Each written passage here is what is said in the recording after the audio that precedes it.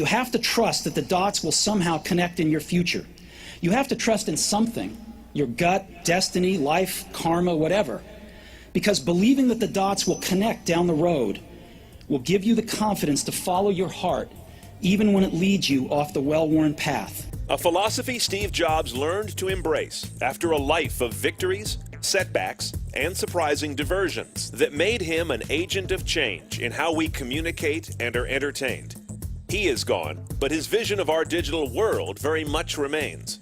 The story of his life in technology played out in 3 acts, the magnitude of which can only really be seen now, looking back.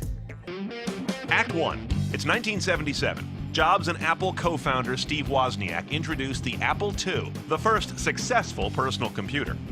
But 1984 brought a much bigger milestone, the first personal computer that was really personal. Today, for the first time ever, I'd like to let Macintosh speak for itself. Hello, I am Macintosh. It sure is great to get out of that bag. With a graphical interface, mouse, creative software, and whimsical design, it was a completely different animal from the sterile machines coming from Microsoft and Intel. Just as different was the TV commercial that announced the Mac, one they still talk about in the ad business today, and which showed Jobs knew technology sells better with a little hype. But none of that would be enough to hold back the juggernaut of Intel and Microsoft. And the difficulties Apple faced in growing the Mac business led to Jobs being shown the door at his own company in 1985. I was basically fired from Apple when I was 30. That was difficult when it happened, but maybe the best thing that ever happened to me. Act 2. Shortly after Jobs' ouster, he founds Next to produce a new kind of advanced workstation computer that runs on an object-oriented software architecture, which would become the basis of a dramatically new and better Mac OS years later. Similarly telling was the design of the Next machine. Stylish, austere, and breaking convention. Sound familiar?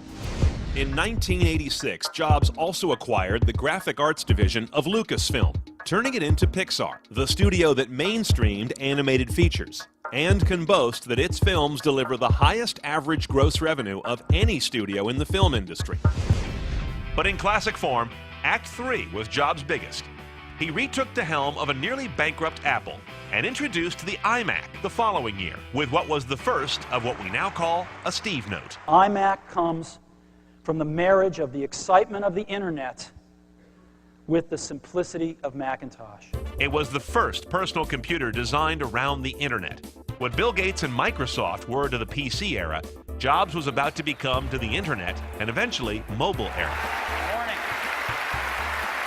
We got a lot of incredible stuff to show you today. His presentation skills at events such as Macworld would become legendary examples of showmanship and star power in industry. It's really beautiful. This is what it looks like. Detractors would deride Jobs' hype as a reality distortion field, but the iMac worked, and Apple began to turn around. But Jobs' single biggest course change for Apple was not a computer, but the iPod. What is iPod? I happen to have one right here in my pocket, matter of fact. There it is, right there. Introduced in October 2001, it was small in size, spacious in capacity, and looked good. But more importantly, it diversified Apple away from head-on competition with the Wintel computer makers, while luring away their customers when iTunes launched Windows support in October of '03. I'm here to report to you today that this has happened. Apple began to rewrite the music business, become a major media player, and got its first taste of market dominance. But in terms of financial success, nothing tops the Apple product that was built on the shoulders of the iPod. Today, Apple is going to reinvent the phone, and we are calling it iPhone. But Jobs and Apple showed an uncanny ability to once again get the formula right, appear the originator, and make a piece of advanced technology seem simple, magical, and fashionable. With that same DNA, the iPad arrived in April 2010.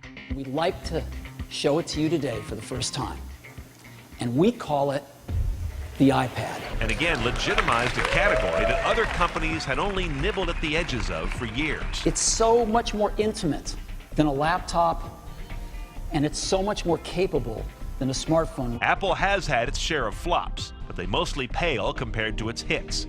And there were always notes of hubris around the latter-day company, seen most in Jobs almost dismissing documented problems with the iPhone 4's antenna. We think it's affecting a small percentage of users, and we think some of that problem is inherent in most every smartphone. But mostly, Apple, since Jobs' return, has been a culture changer as much as a technology company.